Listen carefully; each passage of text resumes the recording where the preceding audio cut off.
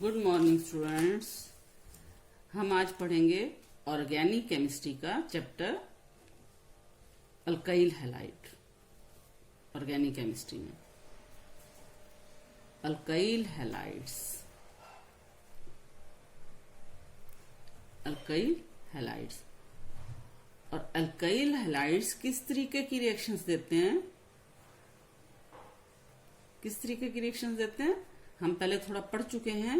ये देते हैं nucleophilic substitution reactions. Nucleophilic substitution reactions मतलब सब्स्टिट्यूशन है, कोई स्ट्रॉन्ग न्यूक्लियोफाइल वीक न्यूक्लियोफाइल को सब्स्टिट्यूट कर रहा है। अब इसमें न्यूक्लियोफाइल कौन सा है? Chloride ion. और यहाँ पोटेशियम हाइड्रोक्साइड एक्वा सोल्यूशन हमने लिया है, तो पानी में आयोनाइज होके क्या बनाएगा? Hydroxyl ion. इसका मतलब अपने को ये पता चल रहा है कि हाइड्रोक्सिल आयन अटैक करेंगे और क्लोराइड आयन सब्स्टिट्यूट हो जाएंगे, और हमारे पास जो प्रोडक्ट मिलेगा क्या मिलेगा? Methanol plus chloride ions. Actually ये रिएक्शन किस मैकेनिज्म से होती है, ये हमारे क्लास 12th के सिलेबस में है। हम जो मैकेनिज्म पढ़ने वाले हैं जिनके थ्रू अल्काइल हैलाइड्स में न्यूक्लियोफिलिक सब्स्टिट्यूशन रिएक्शंस होती हैं, वो दो मैकेनिज्म हैं, SN1 और SN2।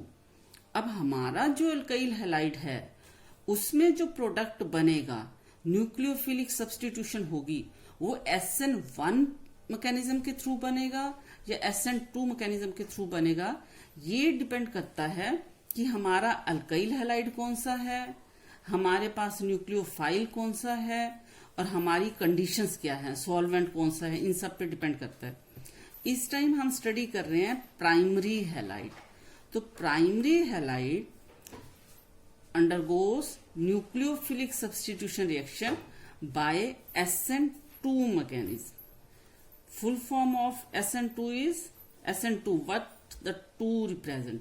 2 represents bimolecular nucleophilic substitution reactions. Actually what happens, because chlorine is more electronegative, this attracts this shared electron pair between carbon and chlorine atom towards itself and developing slight negative charge, and carbon develops slight positive charge. Hydroxyl ion attacks on this positively charged carbon atom, because this species is nucleophile, nucleus loving species, and on positively charged carbon atom hydroxyl ion attacks, a transition state is formed. Transition state जिसमें bond between carbon and chlorine weakens and bond between hydroxyl ion, hydroxyl group and carbon group is developed. This transition state, this is unstable transition state. This cannot be isolated. This is not an intermediate. You can see in this transition state carbon is attached to 5 atoms, to 5 groups. So this is unstable transition state. But attacking of OH group and weakening of breaking of CCl bond takes place simultaneously, resulting in the formation of methanol. This is clear.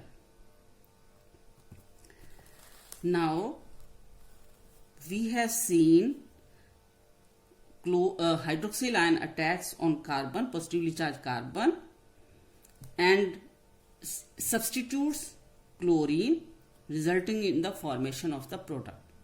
अब हम ऐसा करते हैं, इसमें दूसरे भी जो factors हैं उनको भी हम साथ के साथ ही कंसिडर करते हैं।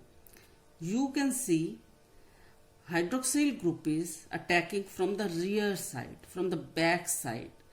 So जो प्रोडक्ट बना है अपना, ये इन्वर्टेड कन्फिग्रेशन के साथ बनेगा। यदि ये सारे ग्रुप अलग हैं तो जो हमारा प्रोडक्ट बन रहा है वो इन्वर्टेड कन्फिग्रेशन के साथ बना है। तो हम क्या कहेंगे कि इसे SN2 क्यों कह रहे हैं? एक्चुअली सिंगल स्टेप प्रोसेस है हमारी, और इसी एक ही स्टेप में हमारा अल्काइल हैलाइड मॉलिक्यूल भी इन्वॉल्व है और हमारे हाइड्रोक्सिल आयन न्यूक्लियोफाइल भी इन्वॉल्व है। तो जो रेट ऑफ रिएक्शन है, this is equal to rate constant and directly proportional to concentration of the nucleophile and concentration of the alkyl halide, because rate of the reaction depends upon concentration of the hydroxyl ion and concentration of the alkyl halide. So it is bimolecular reaction. It depends upon the concentration of both of the molecules. It is bimolecular reaction. These reactions results in the formation of inverted product. तो inverted product अपना बनेगा। एक अपने को ख्याल, अब जैसे मैंने तुम्हें कहा कि ये डिपेंड करता है कि हमारी जो सब्सटीट्यूशन रिएक्शन है वो SN1 मैकेनिज्म से होगी या SN2 मैकेनिज्म से होगी। तो अब ये SN2 मैकेनिज्म से हो रही है। ये SN2 मैकेनिज्म से क्यों हो रही है? यहाँ पे SN1 मैकेनिज्म ने वर्क क्यों नहीं किया? क्योंकि हम देख रहे हैं कि हमारे पास जो अल्काइल ग्रुप है ये स्टीरिकली हिंडर्ड नहीं है। इसके अराउंड, कार्बन के अराउंड क्या है? कार्बन के अराउंड हाइड्रोजन्स हैं। It is not sterically hindered. तो हाइड्रोक्साइल ग्रुप आराम से अटैक कर सकता है और क्लोरीन को रिप्लेस कर सकता है। तो हम देख रहे हैं कि हमारा अल्काइल हैलाइड मॉलिक्यूल कैसा है, ये डिपेंड कर रहा है कि यदि अल्काइल ग्रुप हमारा स्मॉल है, it is not sterically hindered, तो हमारी किस मैकेनिज्म से रिएक्शन होगी? SN2 मैकेनिज्म से रिएक्शन होगी। और दोनों मॉलिक्यूल्स की कंसंट्रेशन पे रेट डिपेंड करेगा। और इस मैकेनिज्म के थ्रू तुमने ये ख्याल रखना है कि एक ट्रांजिशन स्टेट डेवलप होती है, लेकिन ये इंटरमीडिएट नहीं है, इसे हम आइसोलेट नहीं कर सकते। और हमें जो फाइनल प्रोडक्ट मिलता है ये विद इन्वर्टेड कन्फिग्रेशन मिलता है। और इस केस में हम डाईपोलर, मतलब कि पोलर अपने को सॉल्वेंट चाहिए। तो ये अपने को सारी चीजें ध्यान में रखनी है। इसके बाद अब हम पढ़ने वाले हैं SN1 मैकेनिज्म। ओके, अब हम पढ़ते हैं कि यदि हमारे पास टर्शियरी हैलाइड हो तो फिर जो न्यूक्लियोफिलिक सब्स्टिट्यूशन है किस मैकेनिज्म से होती है? Suppose we have tertiary butyl chloride and we take aqueous potassium hydroxide. Product formed is tertiary butyl alcohol. Now we can see that this carbon is sterically hindered, so it is very difficult to come from any side for the hydroxyl ion towards this carbon and to attack on this carbon. So in how the substitution of this chlorine takes place in this case? Actually what has been studied that nucleophilic substitution in this case takes place by two-step mechanism, by SN1 mechanism, unimolecular nucleophilic substitution, full forming। इस mechanism के through कैसे होती है nucleophilic substitution? और मैंने तुम्हें थोड़ा ये भी बताया है कि टू स्टेप मैकेनिज्म है। एक्चुअली क्या होता है कि in first step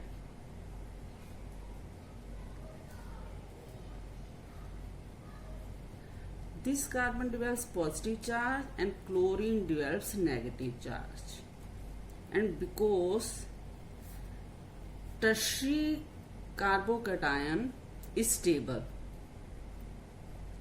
so it is readily formed, बहुत जल्दी बन जाता है, और क्लोराइड आयन अलग हो जाता है। तो क्योंकि ये टर्शियरी कार्बोकेटायन ज्यादा स्टेबल है तो ये बहुत जल्दी बन जाता है।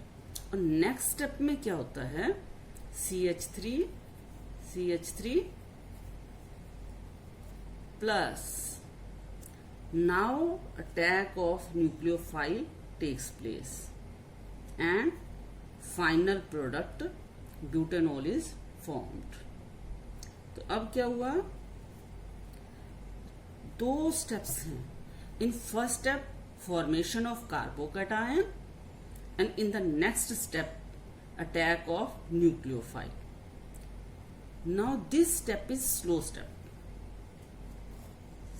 step, so it is rate determining step.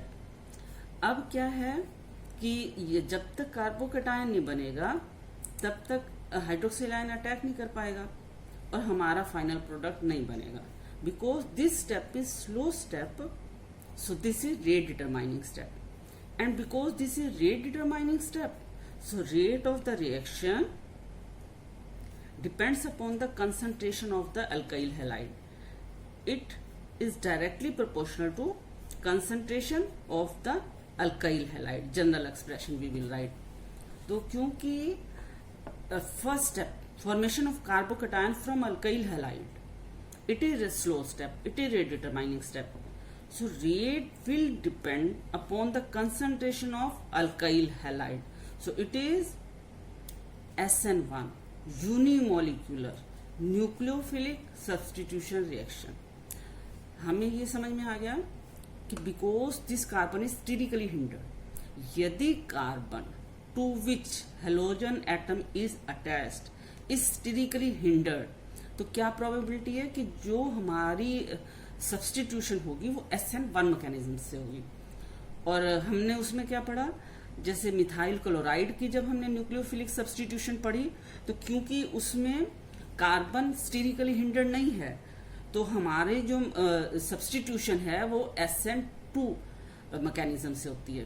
पहली बात क्लियर कि जो हमारा सबस्ट्रेट है, जो हमारा अल्काइल हैलाइड है, इफ इट इज स्टेरी, ये तो हम कह नहीं सकते नहीं होना चाहिए. यदि वो स्टेरिकली हिंडर्ड है सब्सटीट्यूशन तो भी होगी, लेकिन तब वो SN1 मैकेनिज्म से होगी.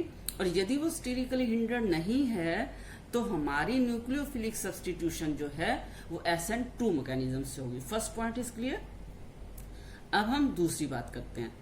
वहां पे जो कंसंट्रेशन थी, हमने क्या कहा, SN2 by molecular nucleophilic substitution, उसमें जो रेट ऑफ द रिएक्शन है it depends upon the concentration of the alkyl halide as well as on the concentration of the nucleophile.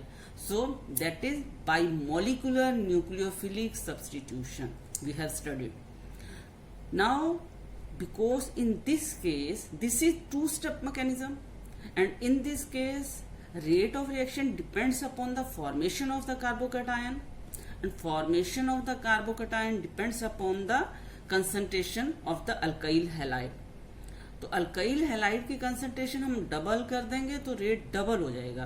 तो क्योंकि अल्काइल हैलाइड की कंसंट्रेशन पे, सिर्फ अल्काइल हैलाइड की concentration पे रेट डिपेंड करता है, तो इसलिए हम इसे क्या बोलते हैं, SN1.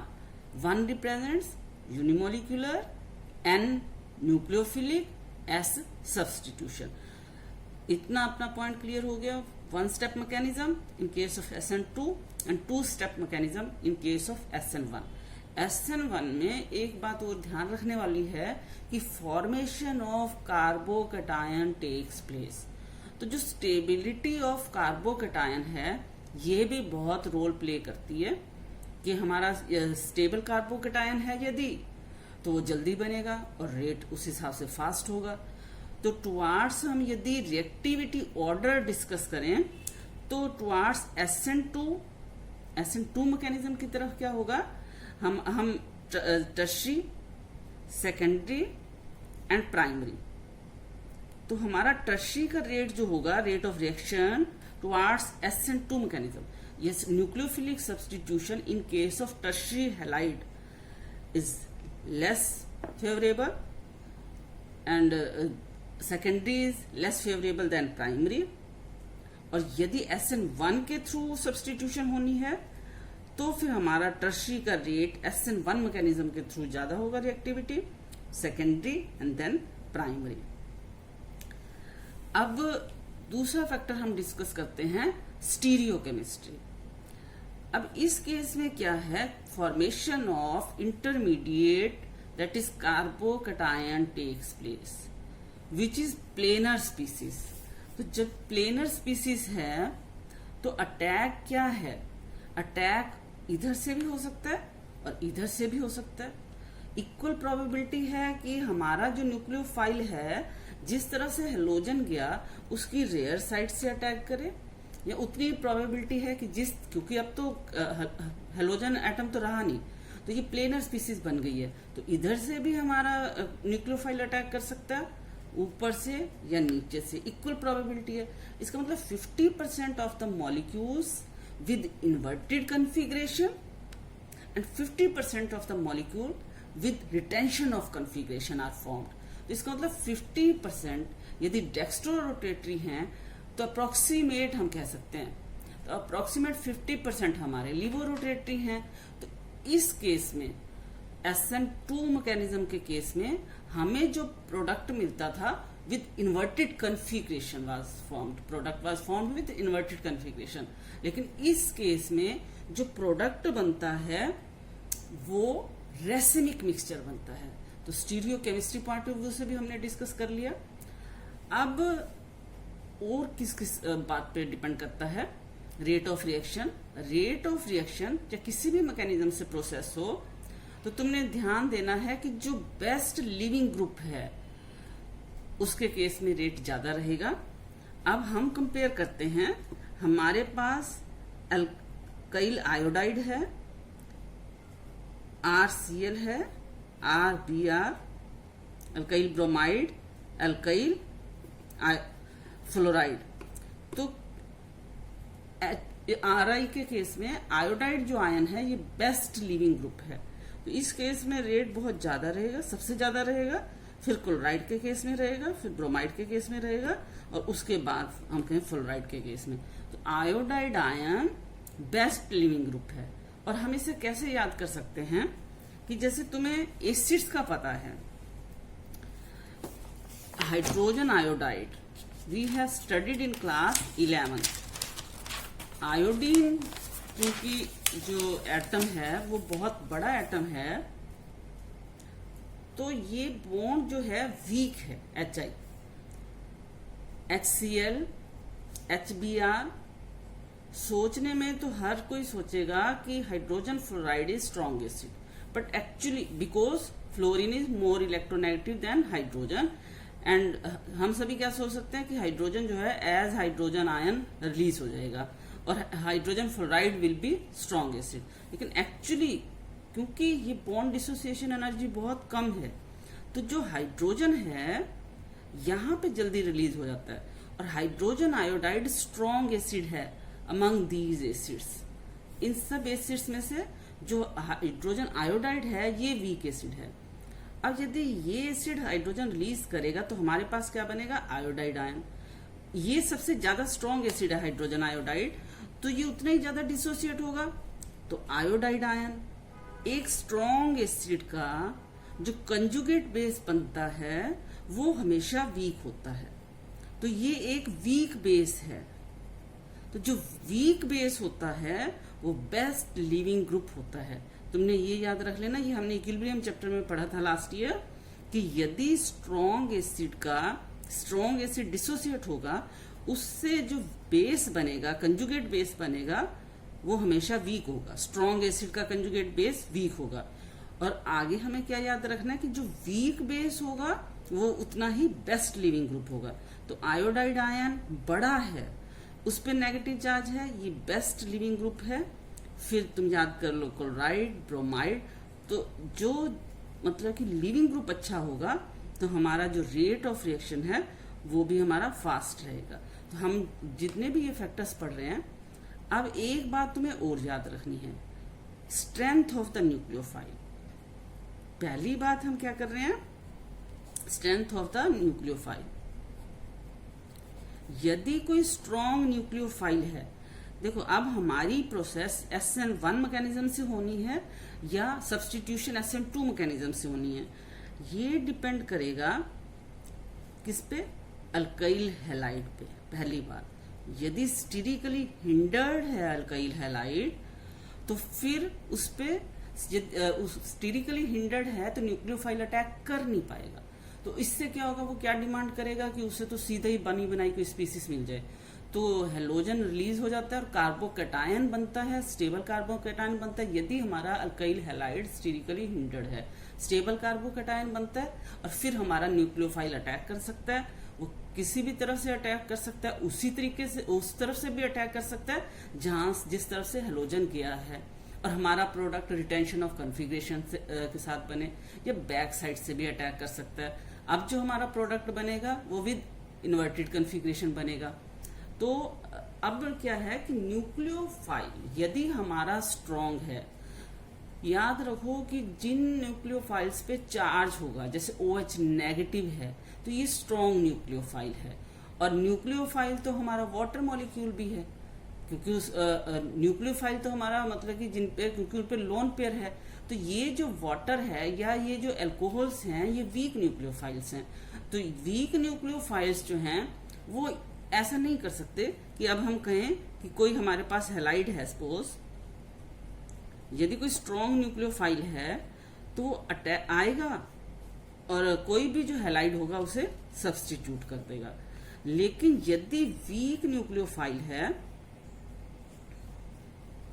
वीक न्यूक्लियोफाइल हम कोई ले लेते हैं, तो ये अटैक करे मतलब कि और उसको सब्स्टिट्यूट कर दे, मुश्किल हो जाता है। तो इसका मतलब यदि वीक न्यूक्लियोफाइल है तो SN1 के थ्रू प्रोसेस होगी कि कार्बोकैटायन बना हुआ होगा और न्यूक्लियोफाइल अटैक करेगा और हमारा प्रोडक्ट बन जाएगा। तो अब अपने को ये फैक्टर्स कुछ दिमाग में रखने हैं। पहला, स्टेरिकली हिंडर्ड है यदि हमारा अल्काइल हैलाइड, कोई स्टेरिकली हिंडर्ड है तो किस उससे होगी, किस मैकेनिज्म से होगी हमारी प्रोसेस, SN1 से या SN2 से। यदि स्टेरिकली हिंडर्ड है तो मैकेनिज्म हमारा क्या लगेगा, SN1। यदि हमारा न्यूक्लियोफाइल वीक है, मतलब कि मैं SN1 की कंडीशन से डिस्कस कर लेती हूँ कि एक तो हमारा स्टेरिकली हिंडर्ड हो, स्टेरिकली हिंडर्ड है तो हमारे जो प्रोसेस होगी वो SN मैकेनिज्म के थ्रू होगी। फिर वीक न्यूक्लियोफाइल है तो फिर SN, यदि वीक न्यूक्लियोफाइल है तो भी हमारी क्या होगी, SN1 के थ्रू होगी। और एक SN1 के थ्रू जो प्रोसेस है उसके लिए अपने को चाहिए protic polar solvent, protic polar solvent. तो प्रोटिक पोलर सॉल्वेंट्स जैसे वाटर है, ये क्या करते हैं, सॉल्वेशन के कारण जो कार्बोकैटायन है उसे स्टेबलाइज करते हैं, और जो कार्बोकैटायन है वो स्टेबल बनता है, कार्बोकैटायन स्टेबल बनता है और फाइनली हमारा प्रोडक्ट बन जाता है। तो ये SN1 SN2 इसके बारे में था।